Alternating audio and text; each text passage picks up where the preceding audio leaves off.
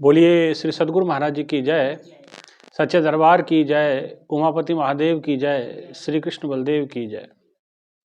प्रिय भगवत प्रेमियों, हमेशा की तरह आज फिर आपके लिए सत्संग विचारों को लेकर के उपस्थित हुए हैं।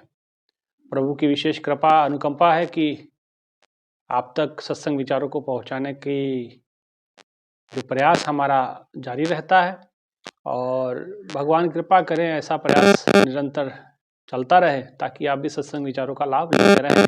आशा है, उम्मीद है कि आप सभी इन विचारों पर जरूर चिंतन मंथन जरूर करते होंगे। भाइयों बहनों, ये जीवन है, जीवन में कुछ छोटे छोटे सुधारों की बड़ी आवश्यकता पड़ती है, जिन सुधारों को करके आप अपने जीवन को सुंदर कर सकते हैं। कहते हैं कि जीवन के अंदर बहुत सारे जीवन में चढ़ाव उतार आते हैं। आज किसी का हुआ बिगड़ना, किसी का हुआ सुधरना, यही चक्र है जिसमें प्रतिदिन चढ़ना और उतरना। तो ये जो चक्र है जिसमें रोज इंसान चढ़ता है, उतरता है, रोज आज किसी का बिगड़ना होता है, किसी का सुधरना होता है।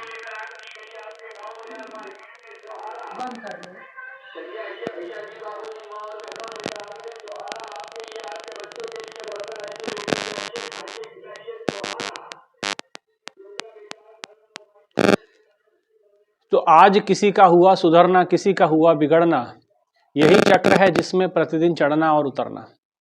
ये जीवन है। जीवन में कभी सुख है, कभी दुख है, कभी अच्छाइयाँ हैं, कभी बुराइयाँ हैं, और ऐसा कोई व्यक्ति नहीं कि जिसमें कोई कमी ना हो, कोई बुराई ना हो। केवल एक ही शख्स है जो जीवन में पूर्णतः पूर्ण परमात्मा होता है, वो होता है सद्गुरु, परमात्मा, ईश्वर, जिसमें कोई कमी नहीं होती। लेकिन लोग हैं, लोग तो पूर्ण ईश्वर में भी कुछ ना कुछ दोष निकाल लेते हैं। तो लोगों के कहे पे अनुसार अपना जीवन नहीं चलता है। लोग तो बहुत कुछ कहते हैं, कहते रहेंगे, और आपको क्या करना है, आपको समझना है ना। आपको कितना किस बात को तवज्जो देना है, ये आप पे निर्भर करता है। इसलिए जीवन के अंदर गुरु महाराज जी जरूर ये भजन हमको सुनाया करते थे कि ऐसी दुनिया का क्या करना जिसमें जीना तो मरना है, मरना तो है मरना, जीना भी है मरना। तो जिसमें जीवन जो है वो भी मृत्यु के समान ही है। सो जीविया जिसमन वसिया सोए। गुरबानी कहती कि वो जीवित है जिसके अंदर स्वयं ईश्वर का वास है, और वही जीवित है जिसने ईश्वर को प्राप्त कर लिया, जिसने ईश्वर को जान लिया, जो जागृत है ना। जो सोवत है सो खोवत है, जो जागत है सो पावत है। तो इसका भाव यही कि जागरूकता से है। और आज किसी का हुआ बिगड़ना, किसी का हुआ सुधरना। अक्सर होता है कि आज बहुत कोई व्यक्ति बहुत अच्छा लगता है, दुनिया की नज़रों में बहुत अच्छा है, तो वो अच्छा कब बुरा बन जाएगा ये आपको पता नहीं चलेगा। जो आज अच्छा है वो हो सकता है कल दुनिया की नज़रों में बुरा हो जाए, है ना। तो ये अच्छे और बुरे में भी नहीं आपको लगना है कि कौन अच्छा है कौन बुरा है। आज किसी का हुआ बिगड़ना, किसी का हुआ सुधरना। तो कोई आज बिगड़ेगा, कोई सुधरेगा, कोई सुधरता है, कोई बिगड़ता है। ये साइकिल का जैसे चक्का होता है, तो एक तार बिल्कुल नीचे होती है और एक ठीक उसके ऊपर तार होती है। जब चक्का आगे बढ़ता है तो जो ऊपर वाली तार है वो नीचे हो जाती है और नीचे वाली ऊपर हो जाती है। तो ये चक्र है। आज कोई बिगड़ता है, कोई सुधरता है, कोई ठीक हो गया, कोई बुरा हो गया, कोई अच्छा हो गया, कोई गलत हो गया, है ना। तो तरह तरह के विचारधारा है, और इसी के अंदर हमारा सारा जीवन केंद्रित हो जाता है। सारा जीवन हम इसी में निकाल देते हैं कि भाई ये सही और ये गलत। और भगवान कृष्ण अर्जुन को कहते हैं कि कौन सही और कौन गलत, क्या करने योग्य है और क्या करने योग्य नहीं है, क्या सही है और क्या गलत है। इसमें तो अर्जुन अच्छे भ्रमित है ना। तो क्यों भगवान आखिर ऐसी बात क्यों कह रहे हैं कि सब कोई भ्रमित है? क्योंकि अच्छाई की और बुराई की हर व्यक्ति की अपनी परिभाषा है। कोई चीज़ किसी के लिए अच्छी है तो वो उसको अच्छाई के दृश्य से देखता है, लेकिन हो सकता है कोई चीज़, अब शुगर के पेशेंट को चीनी अगर वो खा ले तो वो उसके लिए मरना स्थिति हो सकती है, उसके लिए दिक्कत हो सकती है, उसके लिए समस्या हो सकती है। तो अब लेकिन दूसरों के लिए वो चीनी अच्छी है ना। तो कहने का मतलब कोई चीज़ किसी के लिए अच्छी हो सकती है, किसी के लिए बुरी हो सकती है। ये उसके अपने व्यक्तित्व, अपने व्यक्तिगत स्तर पे ये जांच करने वाली बात होती है ना। लेकिन हम उसको भी भगवान कहते हैं कि सर्वोपरि नहीं मानना है, वो भी सत्य नहीं है। हो सकता है कि जो आज अच्छा लग रहा है वो कल बुरा हो जाए, है कि नहीं। तो इसीलिए भगवान, संतों ने, महापुरुषों ने कहा कि ना अच्छे में फंसना है ना बुरे में फंसना है। भला बुरा सबका सुन लीजिए, कर गुजरान गरीबी में, मन लागो मेरो यार फकीरी में। कि भला बुरा तो सबका सुनना पड़ेगा, भला भी सुनो बुरा भी सुनो, और ना भले पे खुश होने की आवश्यकता है ना बुरे पे क्रोधित होने की आवश्यकता है ना। भगवान बुद्ध से एक व्यक्ति बहुत गाली दे करके गया, उनको बहुत भला बुरा बोल के गया, लेकिन भगवान बुद्ध ने कोई रिएक्शन नहीं दिया, कुछ नहीं कहा। तो लोगों ने कहा, बाद में उनके शिष्यों ने कहा कि महाराज आपको इतना भला बुरा ये बोल करके गया और ये आपने क्या, कोई उत्तर क्यों नहीं दिया। भगवान बुद्ध कहते हैं कि ये आज से 20 साल पहले बोलता तो हो सकता था कि इसके सर पे ये गर्दन ना रहती, लेकिन वो सब चीजें तो मेरी छूट गई। मैं तो उस परम आनंद में प्राप्त हो गया, ईश्वर को प्राप्त कर लिया, ईश्वर की अनुभूतियां मैं करता हूं। अब मुझे उस रस से अच्छा और कुछ लगता नहीं है। तो इनकी बातों में भी कोई रस नहीं था, अगर उसमें रस नहीं था तो मुझे क्या अच्छा लगेगा, है ना। तो इसलिए मेरा वहां ना बोलना ही बेहतर था, क्योंकि अगर मैं बोलता तो उसकी बात सत्य सिद्ध हो जाती, है ना।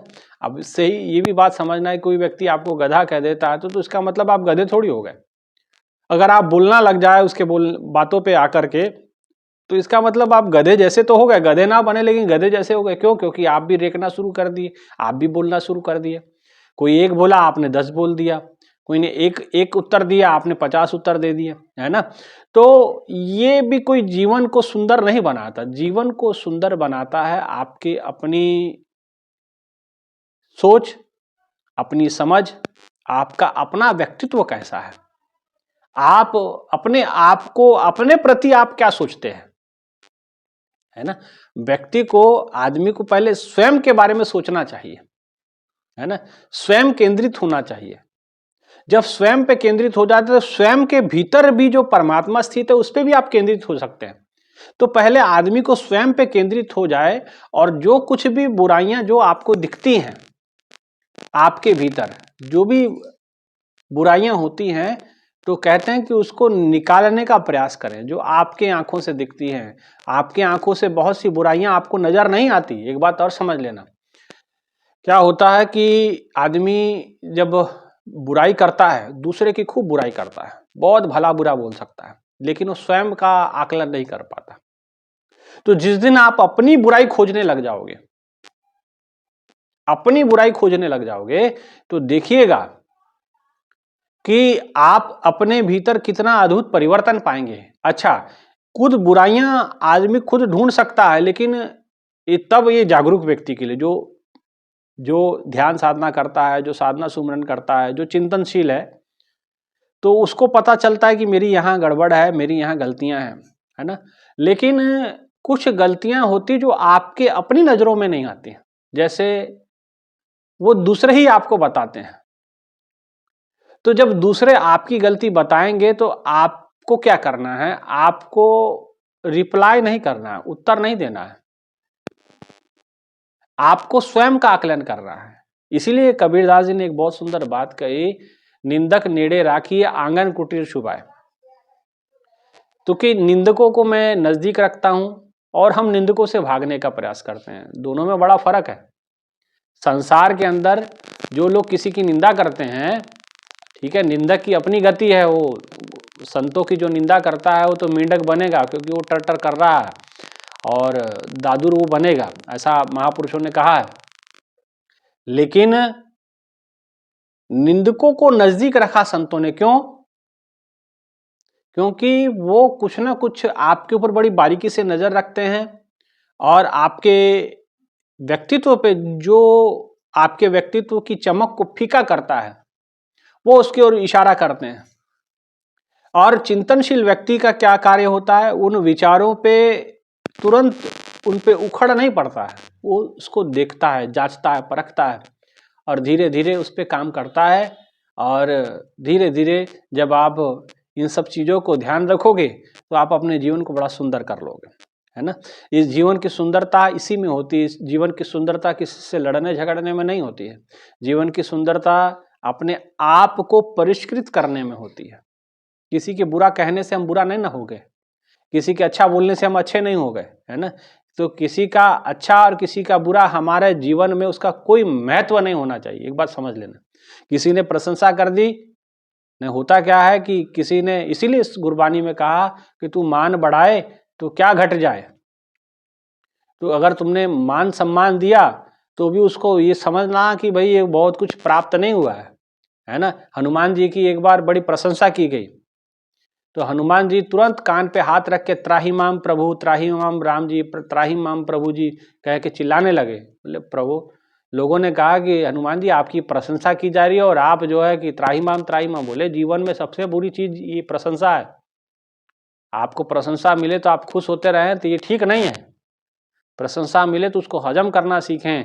और यही बात युधिष्ठिर से यक्ष ने पूछी थी कि दुनिया में सबसे बुरी चीज क्या है, तो उन्होंने कहा था निंदा नहीं, उन्होंने कहा प्रशंसा। इसलिए प्रशंसकों से सावधान रहना है। जो आज आपके प्रशंसक है वो कल आपके निंदक भी बन सकते हैं। ये प्रशंसक कब निंदक बदल जाएंगे ये आपको पता नहीं चलेगा।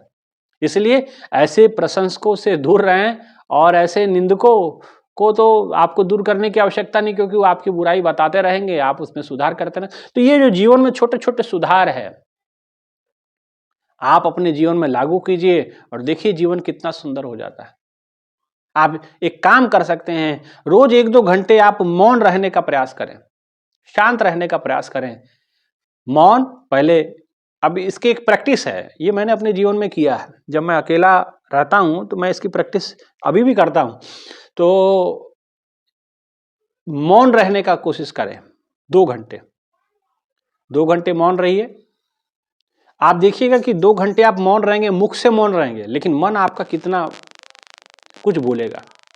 तो अब धीरे धीरे जब मुख से आप 2 घंटा मौन रहने की प्रैक्टिस कर लिए, 2 घंटे ना किसी से बातचीत किए, तब मुख का मौन तो है ही है, अब धीरे धीरे अपने मन का मौन भी साधिए।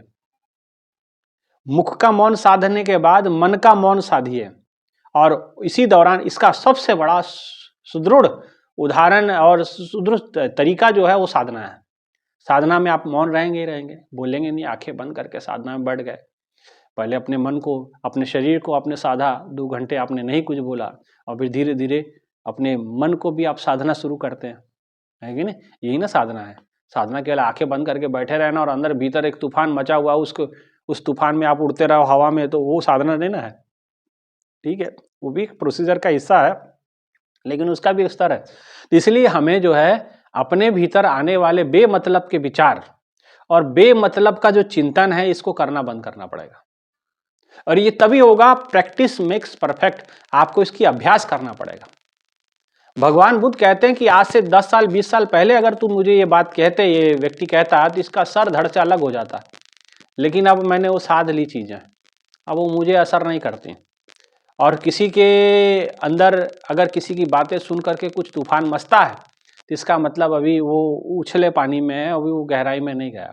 अभी अब पानी समुंदर में जाइएगा तो जो किनारे होते हैं ना, बड़े उछलते हुए नजर आते हैं, बड़ी लहरें उसमें उछलती हुई नजर आती हैं। लेकिन बीच समुंदर में जाइएगा जहाँ प्रशांत महासागर है, प्रशांत का मतलब जहाँ गहरा है और बड़ा स्थिर है, शांति, इसलिए उसको प्रशांत महासागर कहा जाता है। मतलब सागर बड़ा शांत है वहां पे और उसका कोई और छोर नहीं मिलता वहां पे, है ना। तो ऐसे सागर की समान स्थिर होने की कोशिश करनी पड़ेगी। और ये प्रयास आपको 2 घंटे मौन रहना है, फिर 2 घंटे मौन, इसी के साथ अभ्यास जुड़ जाएगा आपका साधना का, इसी के साथ अभ्यास आपके भीतर के विचारों से लड़ने का, है ना। तो इसलिए बेमतलब के विचारों को अपने जीवन से बाहर निकालें।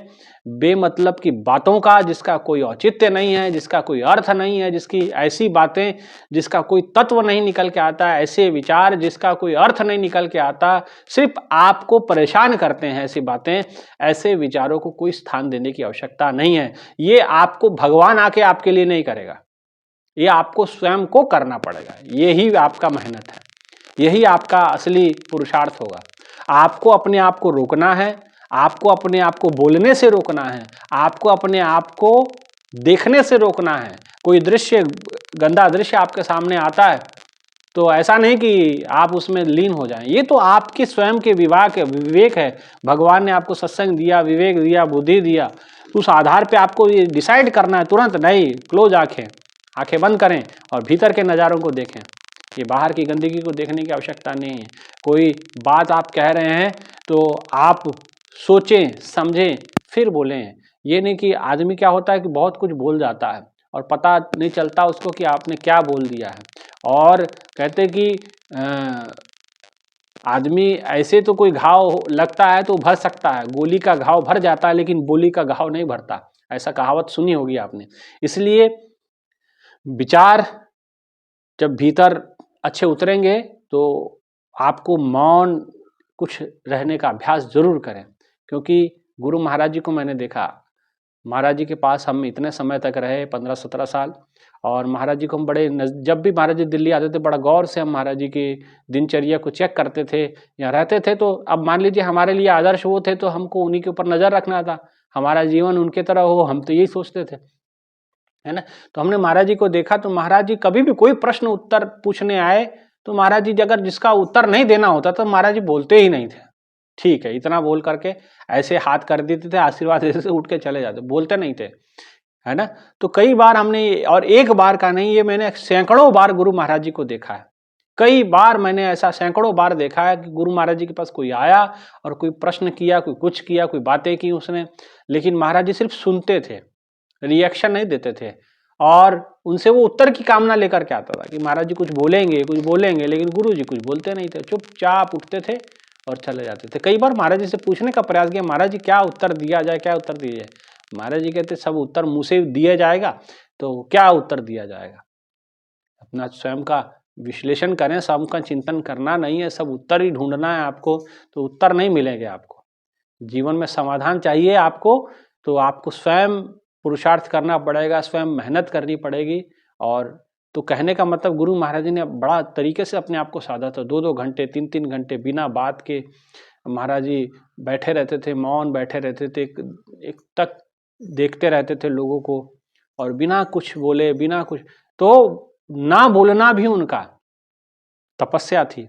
तो इसलिए ये तपस्या हमारे भीतर भी लाना चाहिए कि जब भी महाराज जी मुख खोलते हैं, महाराज जी के मुख से, श्री मुख से कुछ वचन निकलते थे तो ब्रह्म वाक्य माने गए, है ना। क्योंकि वो कभी बिना अनर्गल बात नहीं की, जो जायज़ थी, जितनी जरूरत थी उतना वो बोले, बिना वजह का ना कभी। हमारे जो बड़े साधु थे, बड़े स्वामी जी लोग थे, जो आश्रमों में कोऑर्डिनेटर जिनको बोलते हैं, वो खूब डांट फटकार लगाते थे। अब वही बात महाराज जी के पास जाते थे, महाराज जी 5 से 7 मिनट, इससे ज़्यादा नहीं। और ये 2-2 घंटा डांटते रहेंगे, तुमको ये नहीं करना चाहिए, तो वो नहीं करना चाहिए, तो ऐसा नहीं करना चाहिए, तो वैसा नहीं करना चाहिए, ये मिशन ये खराब हो जाएगा, वो खराब। और महाराज जी के पास जाते थे, वही डिस्कशन लेके, तो 5 से 4-5 मिनट में बात खत्म हो जाती थी। और महाराज जी उतने में कह रहे, हाँ ठीक है, मसला सुलझ गया, जाओ यहाँ से। 5 मिनट में महाराज जी समझा सकते थे, और उसी को वही आदमी 4 घंटे लगाता था, और 4 घंटे में भी मन नहीं भरता। जब जब मौका लगेगा तब तब वो मुद्दे उछल जाएंगे। ये व्यक्ति की विशेषता होती है जिंदगी में, जब जब उसके मौका लगता है वो पुरानी बातों को उछालता है। और ऐसा केवल संसार में नहीं होता है, ऐसा आश्रम में भी रहा है ना। तो लेकिन महाराज जी के पास कभी वो बात कभी महाराज जी ने रिपीट नहीं की। हम इतने साल महाराज जी के पास रहे, बहुत सारी शिकायतें हमारी भी जाती थी, लोगों की भी जाती थी, पास में रहते थे महाराज जी के पास बहुत, लेकिन महाराज जी ने कभी पुरानी बातें नहीं की कि तूने पहले भी ऐसा किया वैसा किया, कभी मैंने नहीं सुना महाराज जी के मुख से। महाराज जी कहते नहीं, वो बीत गई सो बात गई, वो उस पर नहीं चर्चा। क्या है, 2 मिनट 3 मिनट में महाराज जी बात खत्म करके और कहते थे कि मेरा आशीर्वाद है, जाओ।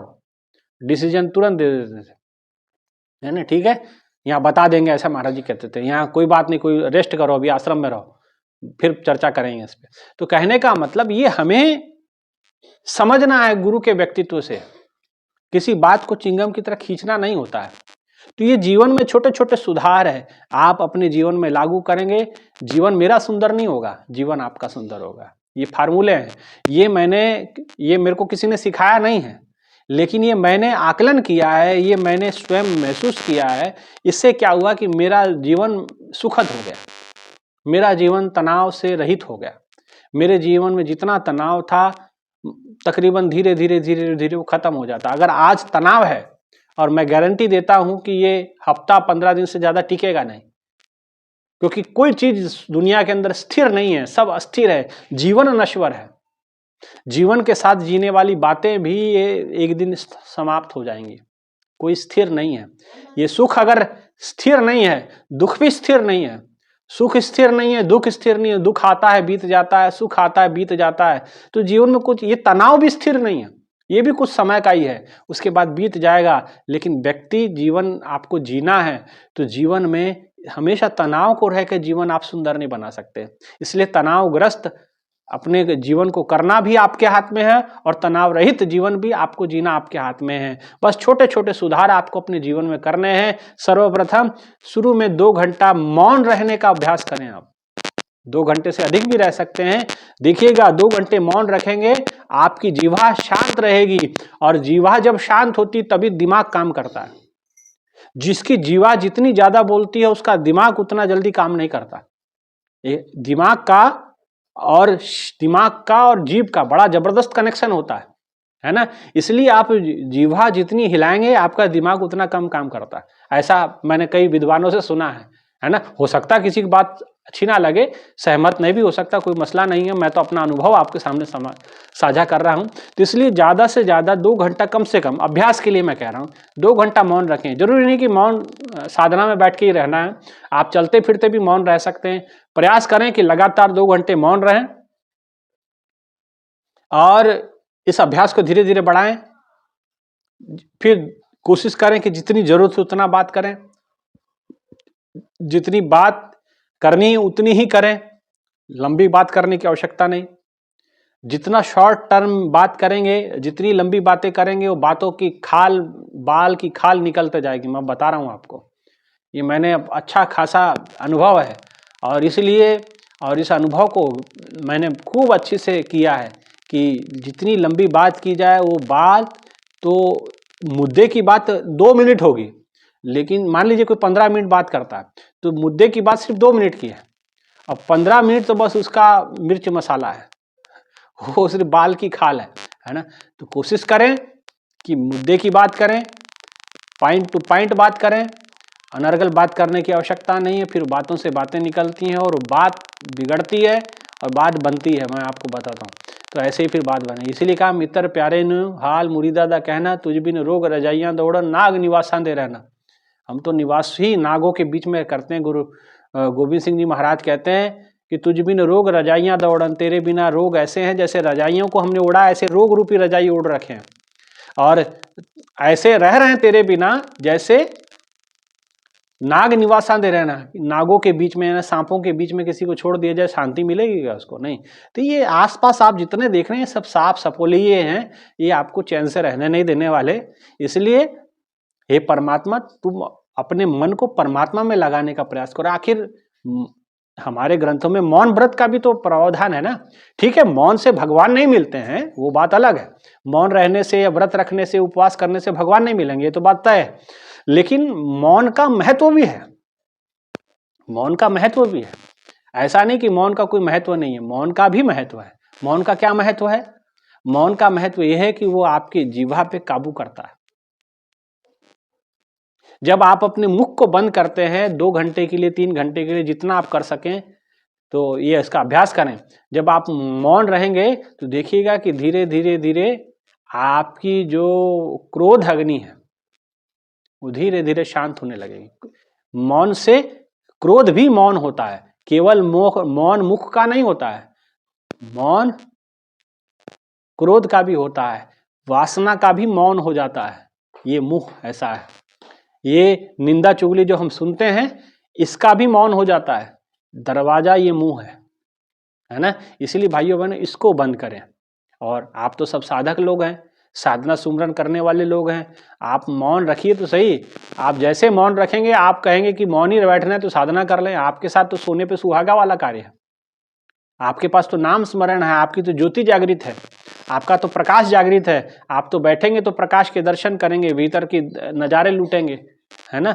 लेकिन अगर नहीं ज्ञान प्राप्त है तो कम से कम मौन रहने का प्रयत्न करें।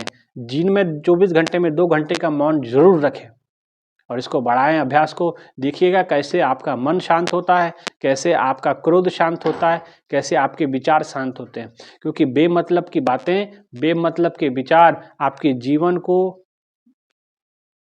बेकार कर देते हैं, आपके जीवन को दूषित कर देते हैं, आपका चरित्र हनन कर देते हैं।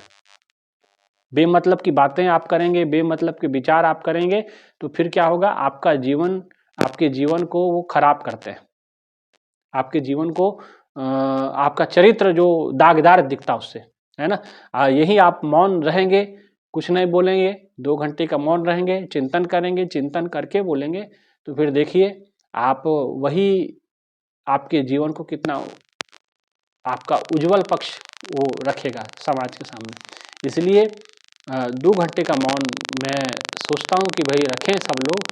अब कब रखना है ये आप अपना शेड्यूल देखिए, जरूर इसका अभ्यास आपको जरूर करना है। जीवन में 2 घंटे जरूर मौन रखना है। जो साधना करते हैं उनका तो कहना है क्या, वो 2 घंटे साधना कर लें वही मौन हो जाएगा।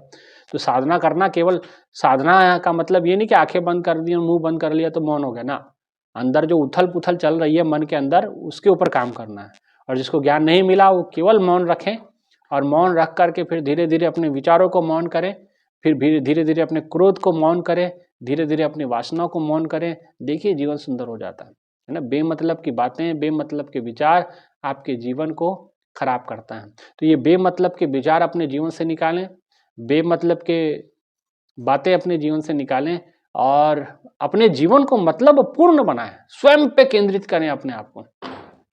संसार में सबसे अधिक प्रेम इंसान किसको करता है? एक शिष्य होगा तो वो गुरु से प्रेम करता है, भक्त होगा तो भगवान से प्रेम करता है। लेकिन उससे भी पहले अपने आप से आप प्रेम करना शुरू करें। जिसने अपने आप से प्रेम करना शुरू किया, अपने आप से मतलब, तो अगर आप अपने आप में अच्छा नहीं देख पाते तो फिर आप दुनिया में क्या अच्छा देख पाएंगे, है ना। तो अपने आप से स्वयं का आकलन करें। इसलिए कबीरदास जी ने सुंदर बात कही, बुरा जो देखन मैं चला, बुरा ना मिलिया कोई। आखिर क्या दुनिया में बुरे लोग नहीं थे क्या? कबीरदास जी को जंजीर में डाल करके, बांध करके उन्होंने फेंक दिया धरती पे, पानी के अंदर, नदी में फेंक दिया, गंगा जी में फेंक दिया। और कबीरदास जी कह रहे दुनिया में कोई बुरा व्यक्ति ही नहीं है। क्यों? क्योंकि वो बुरे में भी बुरा नहीं देख पाते थे, है ना। लेकिन हम अच्छे में भी बुरा देख लेते हैं। बुरे में तो क्या ही आप कहेंगे, लेकिन जो बुरे, अच्छे में भी इंसान बुरे को ढूंढ लेता है। कबीरदास जी कहते बुरा जो देखा न मैं चला, मुझे मिला ना बुरा, ना मिला ना कोई बुरा मुझ मिला ही नहीं। जो मन खोजा आपना तो मुझसा बुरा ना कोई। जब मैंने अपने मन को टटोला, जब मौन रहा, भीतर की आंख थी मेरे पास, दृष्टि थी, ज्ञान था भीतर, जब मैंने अपने आप को टटोला तो मुझसे बुरा ना कोई। इसलिए भाइयों बहनों, ये अपने आप को साधने की आवश्यकता है, अपने आप को स्थिर करने की आवश्यकता है। ये अब थोड़ा एक बात मैं आपसे यही कहूँगा कि जिन लोगों ने ज्ञान लिया तो साधना सुमरन करेंगे ही, लेकिन जिन्होंने नहीं लिया वो 2 घंटा जरूर दिन में प्रयास करें, प्रैक्टिस करें 2 घंटा मौन रहने की। जब मौन रहने की प्रैक्टिस हो जाएगी तो धीरे धीरे अपने मन को वांच करें कि कैसी कैसी बातें ये करता है, कैसी कैसी बातें ये सुनता है, कैसी कैसी बातें इनके अंदर चलती है, उसको शांत करने का प्रयास करें। और देखिएगा इसका रिजल्ट आपको 1 महीने के अंदर ही आ जाएगा। 1 महीने में आपको रिजल्ट मिलेगा। और फिर भी आपको तनाव दूर नहीं होता तो जो ज्ञानी व्यक्ति है वो अनहद नाद विधि का महाराज जी कहते थे प्रयास करें, ज़्यादा ज़्यादा अभ्यास करें। देखिए कैसे जीवन में से प्रसन्नता आ जाती है, जीवन में से टेंशन दूर हो जाता है ना। अनहद नाद विधि का प्रयास करें। ये ज्ञान के समय में अनहद नाद विधि दिए तो घर में ऐसे बस आप कुछ ना ही करें इसके लिए नहीं दी गई, उसका अभ्यास करना पड़ेगा। अनहद नाद विधि करोगे तो अच्छे से अच्छा, बड़े से बड़ा दुख भी सुख में बदल जाता है, ऐसे गुरु महाराज जी कहा करते थे।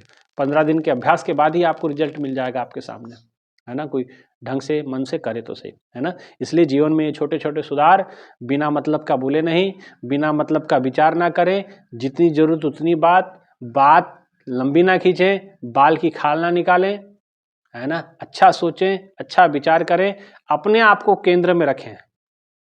जो आप अपने लिए सोचते हैं कि अपने लिए कितना अच्छा सोचते हैं, वैसे दूसरों के लिए भी सोचें। अपने आप को केंद्र में रखें और ईश्वर पे भरोसा रखें। वो सबको अच्छा बुरा सबका सजा वो देगा, है ना। हर एक का कर्म है, अपना अपना कर्म भोगेगा, फलेगा फूलेगा। जैसा भी होगा, है ना। तो इसलिए अपने आप को केंद्र में रखें और जीवन को सुंदर बनाएं, जीवन में छोटे छोटे सुधार करें और जिंदगी को सुंदर बनाएं। ठीक है, किसी की बातों में, किसी की आलोचना से, किसी के निंदा करने से, किसी के बुरा कहने से हम कोई बुरे नहीं हो जाएंगे। हम जो हैं सो हैं, जो और जैसे ये हमारे पूर्व संस्कार निर्धारित करते हैं कि हम कैसे हैं, है ना। तो हर व्यक्ति अपने संस्कारों से लड़ रहा है, चाहे मैं हूँ, चाहे आप हो, चाहे कोई और है। सब व्यक्ति अपने संस्कारों से लड़ रहे हैं, क्योंकि आज का जीवन देख रहे हैं ना, उसके भूतकाल नहीं आप देख पा रहे हैं, है ना। तो संस्कारों से हर कोई लड़ रहा है, हर कोई संघर्ष कर रहा है और हर व्यक्ति का संघर्ष अपना है। इसलिए किसी को क्या ही कहा जाए, स्वयं के ऊपर आदमी को कार्य करना है, स्वयं का आकलन करना है। जिसने स्वयं का आकलन कर लिया वो दूसरे में बुराई नहीं देख पाता, ठीक है। और जो दूसरे में बुराई देखता है वो स्वयं की बुराई नहीं देख पाता। इसलिए स्वयं की बुराई देखने का प्रयास करें और जो कोई आपकी बुराई दिखाए उस बुराई को दूर करने का प्रयास करें। ठीक है, इतना ही कहते हुए यही जीवन में छोटे छोटे सुधार आप अपने जीवन में लागू करें और अपने जीवन को सुंदर बनाएं। इतना ही कहते हुए विचारों को विराम, और इन्हीं के साथ आज के विचारों को हम विराम देते हैं। गुरु महाराज जी के चरणों में अपनी बात को समर्पित करते हैं। बोले श्री सद्गुरु महाराज जी की जय, सच्चे दरबार की जय, उमापति महादेव की जय, श्री कृष्ण बलदेव की जय, सिया बल रामचंद्र महाराज की जय। धन्यवाद।